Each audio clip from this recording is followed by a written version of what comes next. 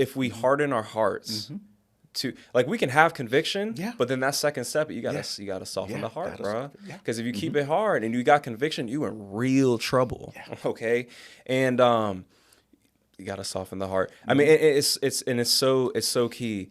Regardless if you're right or not, it's never about, or it's never about being right. It's just it's all about understanding why that person was either wrong, where that person was coming from. It could be anything political. It could be business. It could be peer to peer, whatever it might be. You got to understand the other person and their side. Because ultimately, like, how else are we supposed to build each other up? Right. And how else, like, you look at cities, you look at organizations, you look at teams. The only way success happens in any of those situations is when the individuals in that organization, team, or city are building each other up, are building.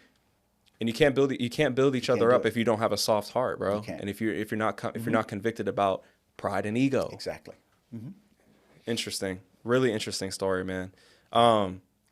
So let's talk about who you are now. Okay. Because like just to recap a little bit, again, 14 years old, moving from the Bahamas to Tennessee. Right.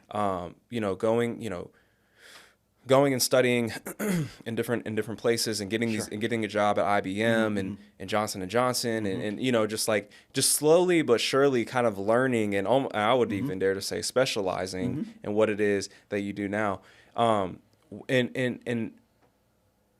how does who you are now play into what you do? Sure. So for me, it's one of those things. I look at myself and I'm still the little boy that wanted to be a priest. Oh, yeah. So what do I mean by that? Yeah. My heart is still the same. I'm the same individual, but in a grown body as an adult. That means I really want to elevate and lift those up around me. Now, I was fortunate to have these jobs that helped many people. And in the transplant industry, if we weren't saving a life, we were helping a life, and making it better. Right. And being blessed to do these jobs that I'm passionate about, there was a component with business that was always in there. It didn't happen without having a business acumen. Okay. And allowing other individuals, and you mentioned it earlier, to understand that they are a leader. They don't have to change. They don't have to do anything. They were created a leader. Now, how can I help them recognize that leader within them? How can I help them push themselves to become that leader? Whatever you're going to do, if you're going to be successful, there's going to be pain and it's going to be hard. Now, how do I help you recognize that and jump in and choose your pain and choose your hard?